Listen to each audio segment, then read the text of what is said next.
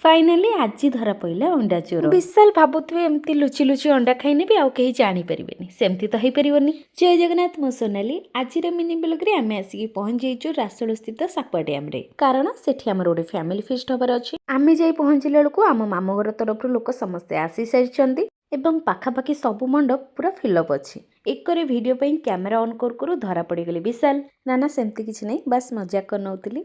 गोटे पटे माउसी सिजा अंडार चोपा छड़ेला भितर आउ गोटे पटे अजा करे चिकेन पकोड़ा प्रिपरेशन आरंभ कर सारे। पकोड़ा छणाला भितर माई और माँ सबू लोक एकत्रित कर लगी।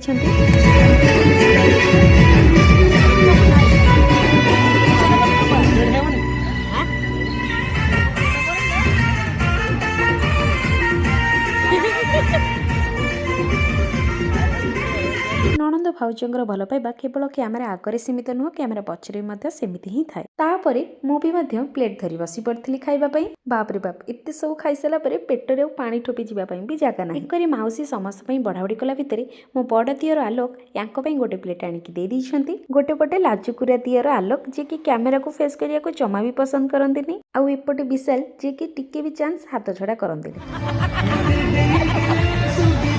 कराट कली जे क्या पसंद कि ना पसंद तो कहीपरि, मत तो बहुत भल लगे। से किसी पकोड़ा छाणी आम खाई नहीं आम पेट शांति है जे तापर को मलई और चुस्की खाई नहीं। खट्टा मीठा चुस्की खाई सारापर नेक्स्ट वीडियो आपण मान सहित शेयर करने को बहुत सारा जिनस अच्छी। देखा जमा भी भूलि। ओके।